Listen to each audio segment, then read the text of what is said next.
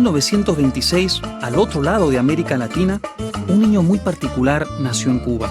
Se trataba de Fidel Castro, y su historia tiene muchas semejanzas con las del Dr. Francia. Como el Dr. Francia, Castro fue un estudiante aventajado y, como él, se crió bajo régimen católico. Como estudiante de Derecho en la Universidad de La Habana, pronto se involucró en la política y en la violencia de pandillas. Algunos de los mismos factores que precipitaron la llegada de gobiernos autoritarios a América Latina a lo largo del siglo XX le permitieron a Fidel Castro convertirse en un líder con popularidad. Entre esos factores estuvo el disgusto de la gente con los políticos, los militares y los jueces que parecían gobernar el país en beneficio propio a pesar de una economía bastante sólida. En 1955, los Castros se reorganizaron en México, donde se les sumaron el Che Guevara y otros aprendices de guerrillero. Su revolución avanzó en el frente político y militar, haciéndose sentir en La Habana.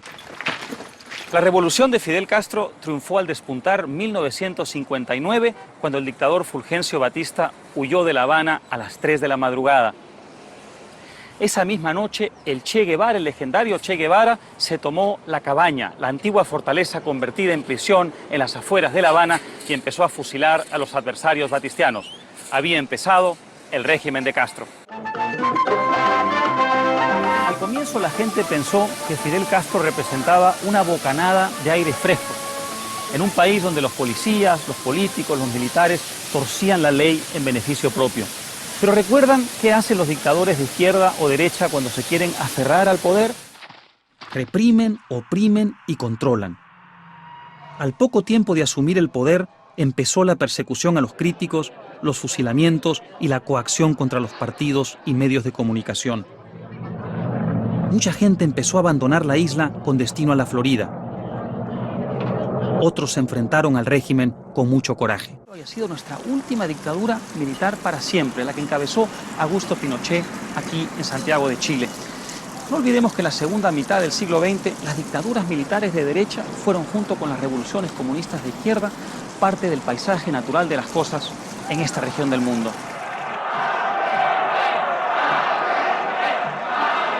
En 1970, Salvador Allende fue elegido presidente de Chile a la cabeza de la coalición socialista Unidad Popular.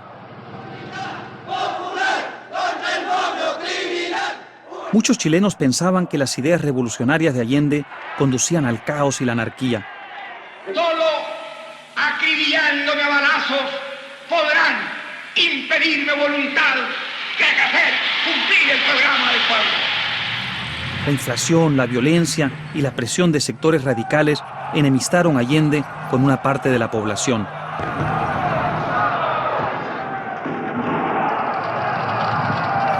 Esto ayudó en gran medida a que el 11 de septiembre de 1973 el general Pinochet se tomara el poder tras un golpe de Estado.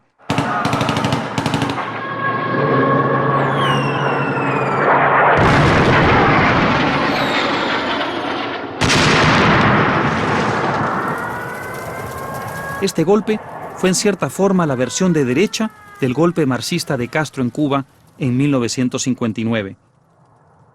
Yo fijé un último plazo y ese plazo, al vencer, se inició el bombardeo y la acción de combate como ustedes la deben haber visto. Esta será seguramente la última oportunidad en que me pueda dirigir a ustedes. Ante estos hechos, colocado en un tránsito histórico, pagaré con mi vida la lealtad del pueblo. La historia es nuestra y la hacen los pueblos. Poco después de dar su discurso por radio, Allende tomó su rifle de asalto AK-47, regalo de su amigo Fidel Castro, y se suicidó. Otra vez más en nuestra historia, mucha gente prefirió una solución autoritaria antes que democrática, sin medir las consecuencias de esta aceptación. La reconstrucción de Chile ha comenzado. La estrella de Chile volverá a brillar. Junta Militar de Gobierno. Allende Allende quería una revolución, no quería hacer reforma.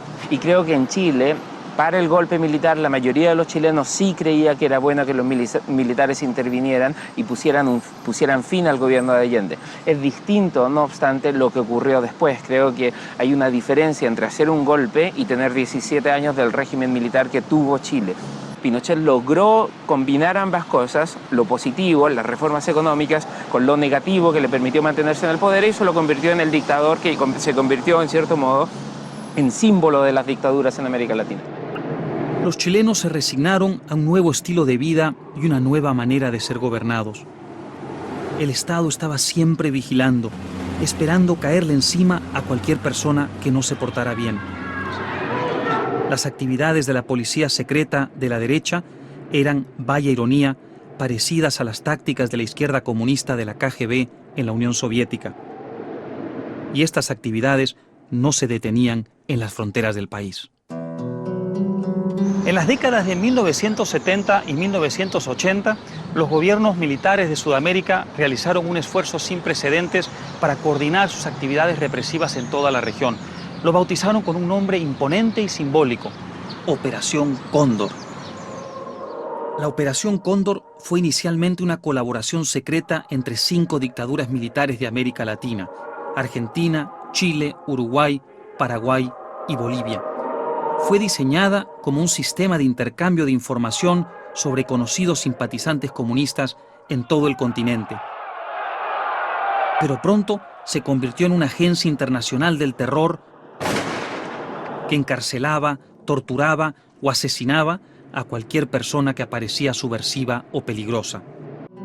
En los años 70, Martín Almada era un abogado exitoso y políticamente activo que pronto llamó la atención de las autoridades. Como resultado de la tesis doctoral que él escribió acerca del sistema educativo de Paraguay, Almada fue arrestado en 1974 como terrorista intelectual y fue torturado durante 3 años y medio por los oficiales Cóndor en Asunción. Los cerebros de la Operación Cóndor establecieron un campo de entrenamiento clandestino en Buenos Aires.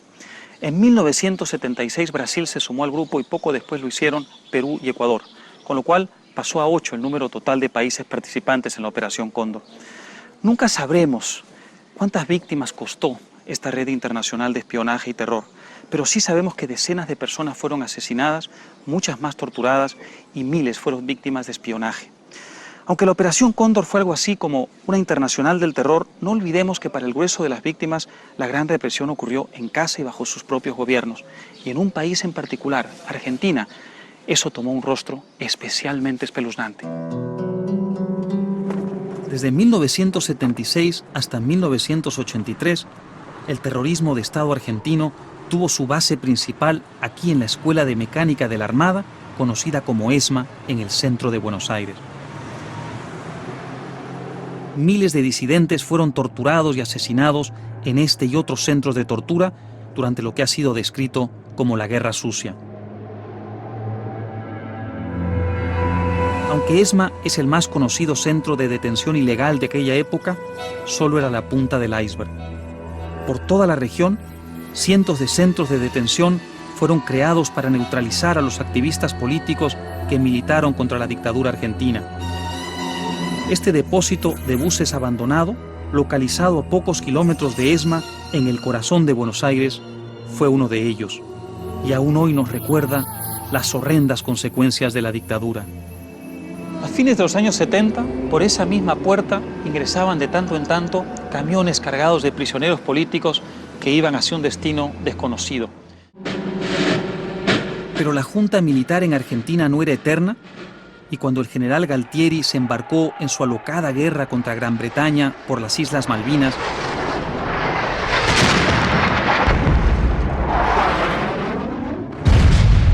su derrota llegó al final de la dictadura que presidía. Con el regreso de la democracia argentina, comenzó el reclamo de justicia.